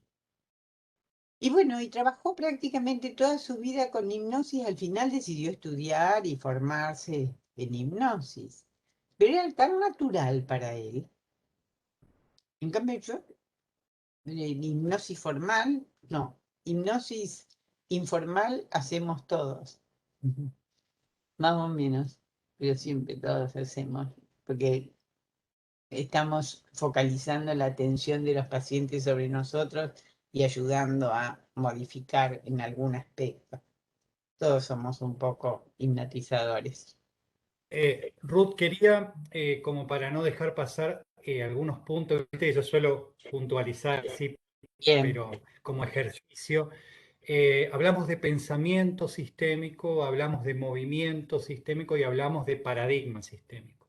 Y también agregaste un bocadillo que hablaste de escuelas. Ujú. Entonces, lo fundamental es que hay distintas escuelas, como la escuela del MRI, la estructural, la estratégica, la de Milán, la de Roma, entre otros, por decir, pero que Ujú. tienen el paradigma en La de común. Hay Nardone, cuestiones sí, que son Nardone, par. que yo creo que Meray, sí.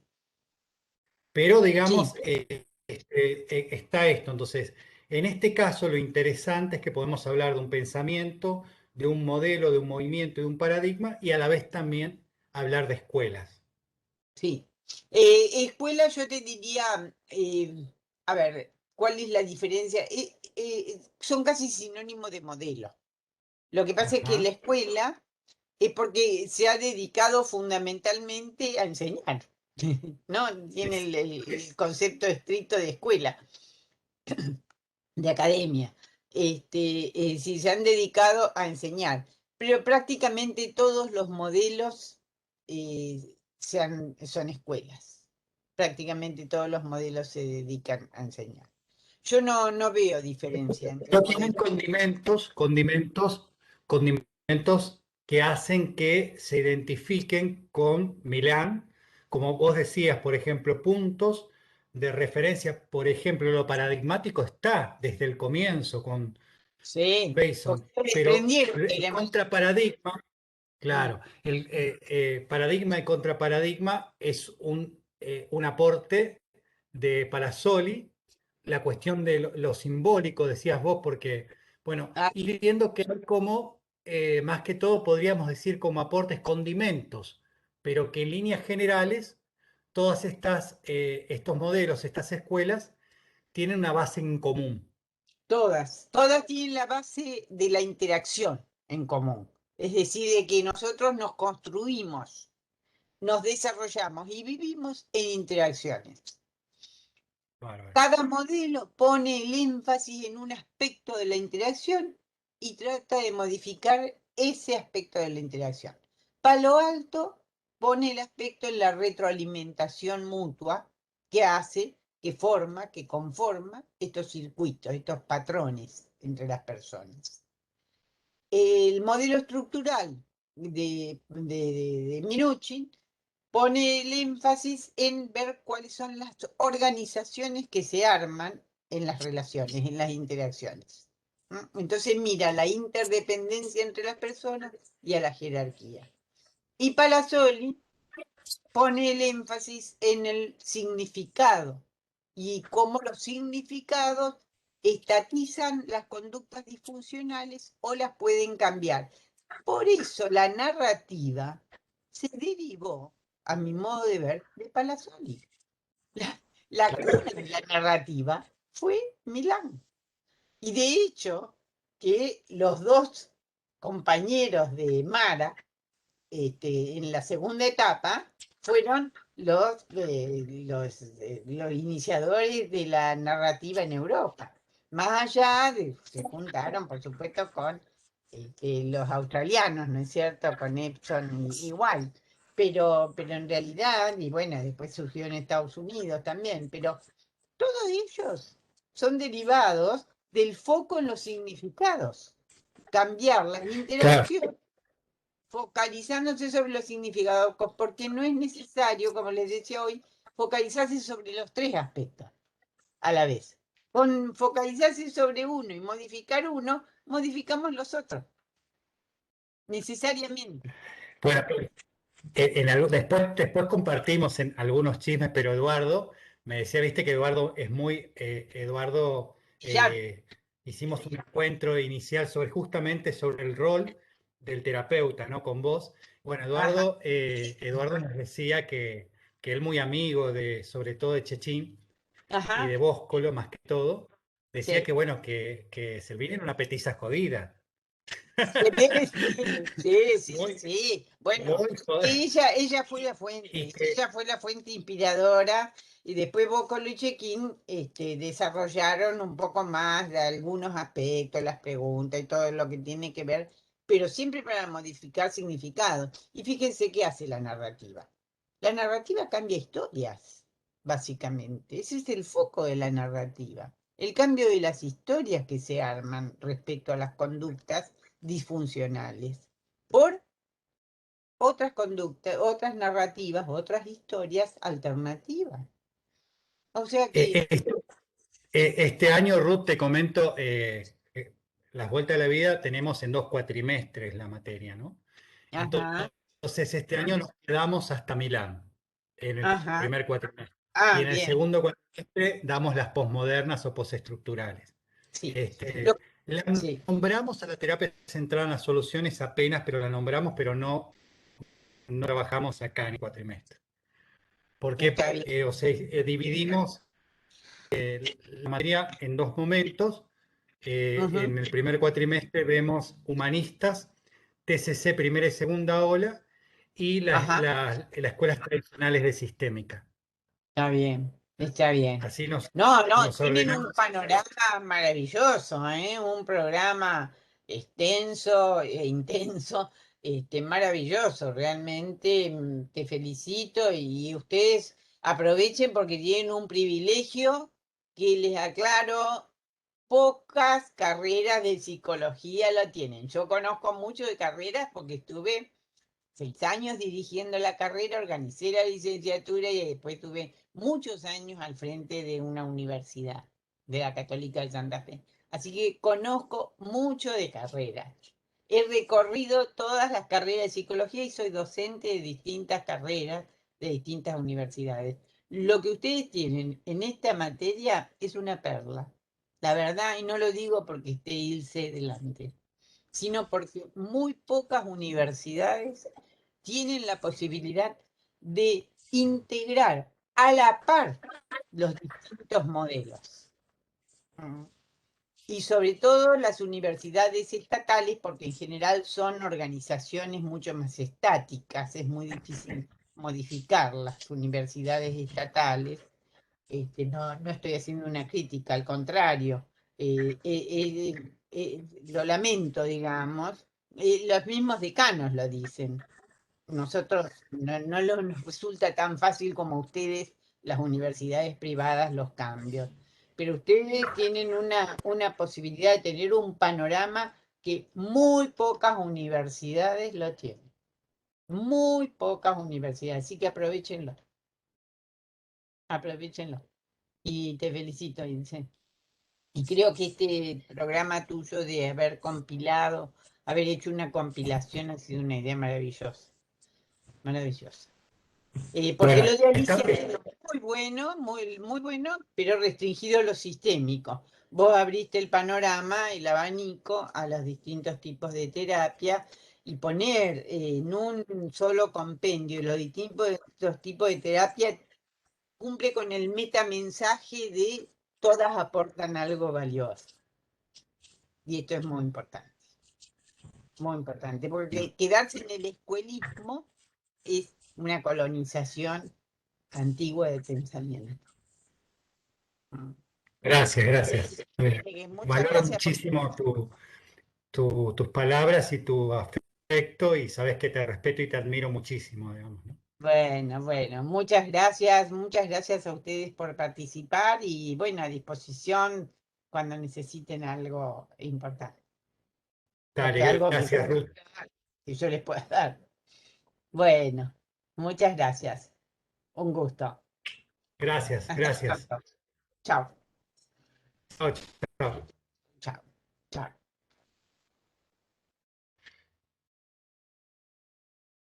Bueno, Nico, si vos querés también compartir algo, por ahí veía que estabas escribiendo también. ¿Se te corta un poquito, Sí, sí. Nico?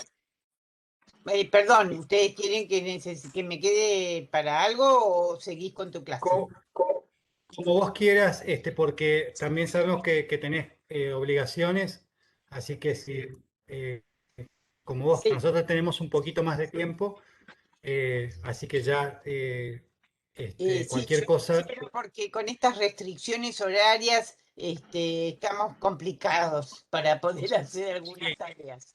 Así sí, te que agradecemos gracias por la muchísimo. invitación. Bueno, chao, chao. Nos vemos. Una sola acotación.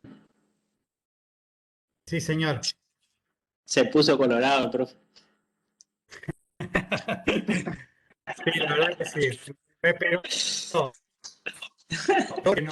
no está pagado ni está comprado, digamos, ¿no? Claro, tal cual.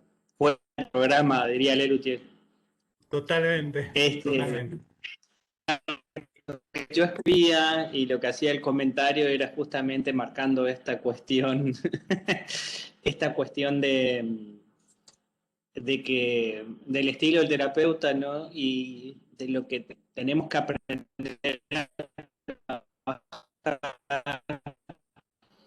en equipo, digamos, y no quedarse con su kiosco, digamos, por hablarlo mal y pronto, Tal y cual. aprender a derivar, porque hay cosas que no sabemos. Yo escribí ahí una anécdota más que nada, pero porque tiene que ver con nuestro estilo y con nuestra personalidad, con la forma también, con nuestro mundo.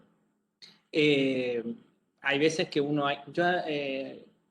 empecé atendiendo niños Y cuando mis niños coincidieron en la edad de los niños que atendía, no lo quise hacer más, digamos. ¿Sí? Lo mismo que los adolescentes. Entonces, seguí con otras cosas más livianas, como por ejemplo trabajar con adictos y esas cosas. Claro. ¿Viste? Pero bueno, y ahora sí, atiendo jóvenes y adultos, ¿no? A mí me sorprende mucho que, por ejemplo, hay gente que en los grupos donde colaboramos que dicen, bueno, ¿quién atiende niños? Yo. Después, ¿quién atiende gerontes? Yo. Y es el mismo, digamos, y es como que todo. ¿Quién hace psicodiagnóstico? Yo. ¿Quién? ¡Ay, por favor! Digamos, ¿qué le pasa? A mí me preocupa cuando ponen atiendo niños, púberes, adolescentes, jóvenes, adultos y al perro también. A mí me preocupa, Claro, digamos, ¿no? nonatos, por ejemplo, sí. Sí, vidas Hago pasadas estimulación también, temprana. yo vidas pasadas, tarot, un poco. Sí, no, Sí, hago sí, sí, transición al más allá, no sé, viste esas cosas, o como habías mandado el otro día que curaba el mal de amores, sí, lo engualichado y no sé qué y todo eso, por favor, digamos, Dios se mío. complica. Pero, pero no, la verdad que en esto de lo que decía, qué Y interesante, hacen hay algo que, milanesa, dice. sí, hay algo que rescato muchísimo. Fíjense esto, ¿no? Yo no sé si ustedes tienen, yo sí les puedo decir la magnitud de la persona que tuvimos hoy con nosotros, de lo que es. Y la humanidad que hoy decía Nico, la sencillez, la calidez de persona, eh, y por otro lado, nos regaló su tiempo, no es que me pidió cuánto iba a cobrar por esto. Parece una tontería, pero es porque hay gente que sí que no se mueve si no le pagás, digamos, ¿no? Y con esta dedicación, con esta sencillez, con esta humanidad. Bueno, yo de mi parte, en mi movimiento de gente que he encontrado, que la vida me ha regalado, he encontrado la relación entre la sabiduría y la calidez en este tipo de humanidad, ¿no? Este, y también me di cuenta que también está el otro rostro, digamos, ¿no? Eh, y no importa el abordaje y la teoría, ¿no? Y un poco, bueno, si esto que vos compartías, Ivana, que también me sonrojé por lo que vos compartías, eh, la verdad que yo personalmente creo que, como siempre lo hablamos con Nico, si se logra esto, ya está. Para nosotros, para mí, por lo menos, el hecho de que puedan, esto que vos compartías, si se logra eso, o esto que planteaba Ruth, ya está, ya. Nosotros no vamos por otra cosa, digamos, ¿no? Que eso es lo que buscamos con este espacio. Bueno, estamos llevando agua para nuestro molino. Estamos dando la oportunidad de, que no nos dieron a nosotros de elegir de dónde llevar el agua, digamos, porque nosotros era esto, y al final quedamos como buscando otras cosas. ¿Sí? Entonces, Sí, sí, sí, sí. bueno, después de 20 yo años... Profe, además, Habla nomás, Sos Belén, yo atleta. no me callo nunca. es justo que hicimos hablar a las 4. No, yo iba a decir que además, más allá de esta actitud que usted comenta, profe Ilse, fue muy interesante y yo la verdad que los sábados siempre estoy muy dormida, por eso nunca prendo la cámara, que nada. Pero inclusive hoy entré bastante tarde, pero Diana, yo estaba un poco en otra. Y con lo que empezó a decir Diana estuvo súper interesante, que me reenganché con eso, que hice apuntes, todo. Y todas las respuestas que daba por ahí Ruth en relación a lo que le íbamos preguntando también es súper fructífera, se puede decir, como que se entiende muchísimo lo que planteaban a partir de sus propias experiencias y todos los ejemplos que iban trayendo cada una. Me distraje con el Michi nomás del profe Nico, pero bueno. Él también estaba aprendiendo. Sí, sí, sí. En un momento determinado yo te digo que perdió la calma y voló el gato, ¿eh?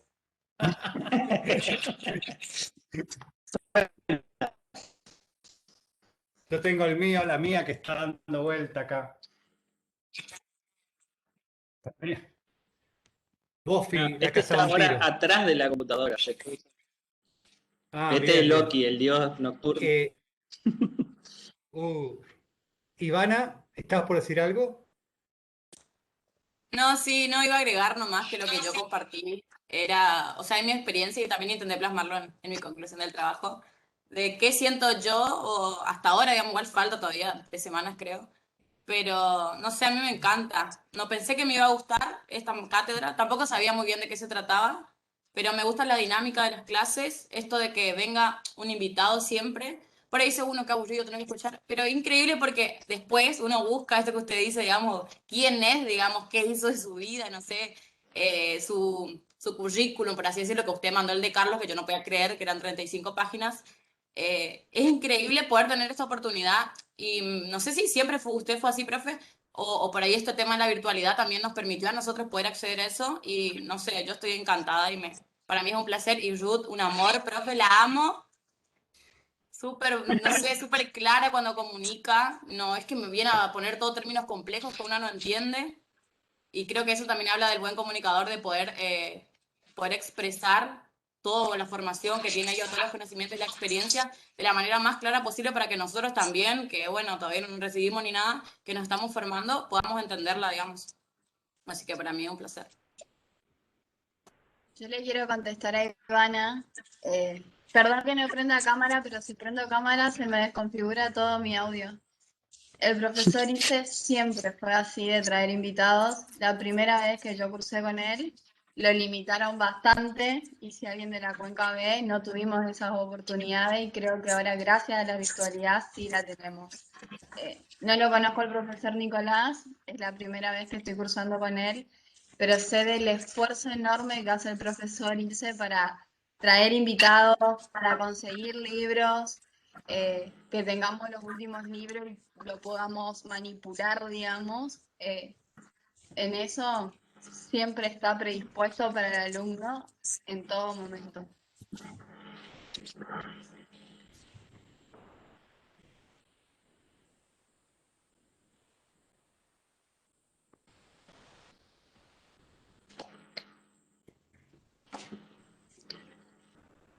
Yo le quería decir algo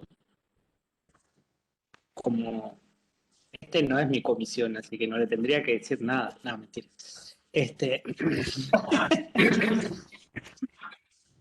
Eh, es mi primera experiencia acá en esta universidad, en la Facultad de Psicología de la Cuenca. Me han llamado muchas veces, nunca he concretado. Yo creo que estoy por la actual directora que me conocía porque nos formamos juntos y porque, como dice Ilse también, cuando nos encontramos y empezamos a charlar y a conversar, enseguida sabíamos que los dos íbamos a apuntar para el mismo lado. Pero yo les quiero, lo mío era, eso era para contextualizar, que no perdamos las formas de la cátedra. Yo lo que le quiero decir es que ustedes y nosotros, como terapeutas, somos agentes de cambios. Sí. Y el tema del agente de cambio no solamente apunta a cambiar la forma de entender, de ver, de comprender que viene de la persona que viene a consultar. Nosotros también, como hablaba un poquito Ruth, ¿sí? Somos capaces de cambiar las estructuras en un sentido más amplio para prevenir ciertas cosas y para prevenir ciertas cosas que tienen que ver a nivel general de la salud mental, ¿sí? Y por añadidura de la formación que tenemos nosotros. Esto que ustedes comentan, esto que ustedes dicen, que hablan de las modalidades, de los enfoques, de las oportunidades que se plantea como objetivo desde la cátedra que organizó el profe Ilse, es bueno hacer saber en un plano horizontal y en un plano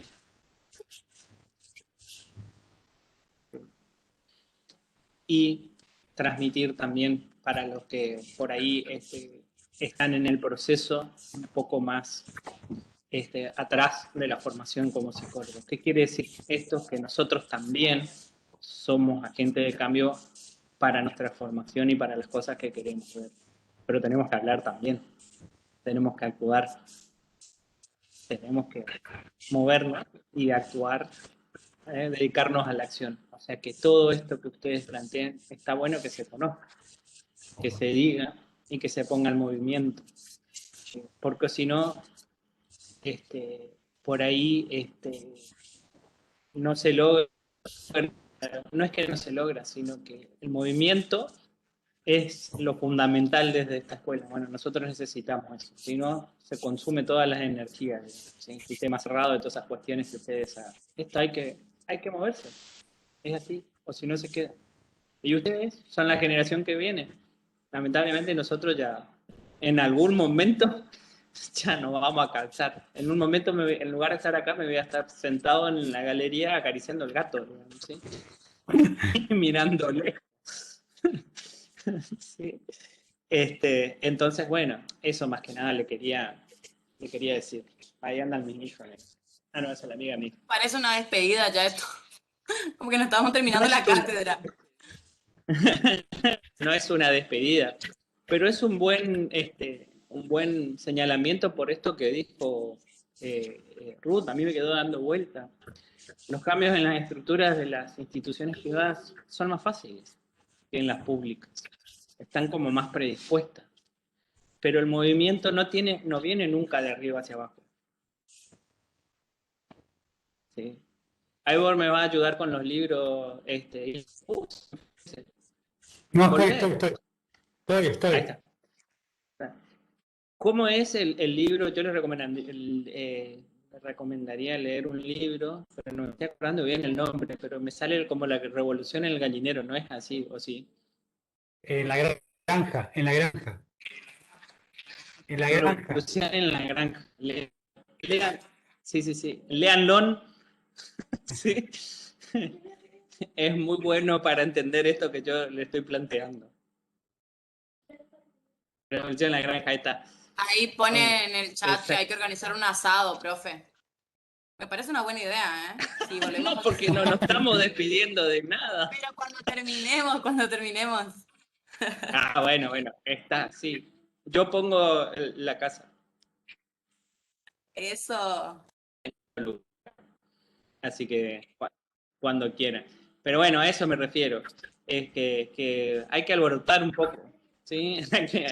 Hay que revelarse un poco en las estructuras para que se produzcan los cambios. Sí. Queda como Rebelión en la granja. Rebelión en la granja, ahí está. Onwell. Búsquenlo y léanlo. Se lee solo. Por ahí, en esto que dice, también, digamos, hay un libro muy interesante que es El cansancio de los buenos, que escribe un logoterapeuta, ¿no? El cansancio de los buenos, que tiene que ver con digamos, también lo que se conoce como el síndrome del quemado, ¿no? Pero le pone un nombre interesante de la logoterapia como el cansancio de los buenos, que por ahí tiene que ver con esto también, ¿no? O sea, como dice Nico, a veces llega al cuarto piso las quejas nomás, solamente las quejas. Y en todo este tiempo, yo personalmente, la vida me ha regalado el conocerlo a Nico, que yo ya se lo dije personalmente, no es porque esté acá. Y por ejemplo, esto ahora que no está, yo estoy tranquilo porque si yo ya me puedo retirar porque, por ejemplo, apareció una persona como Diana, como Gonzalo, hablo de los que no están para que no se sonrojen lo que están, digamos, ¿no?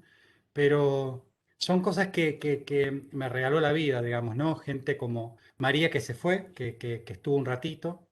Eh, entonces, vale la pena desde ese lugar, pero lamentablemente lo que hacemos muchas veces no está dentro de la modalidad de,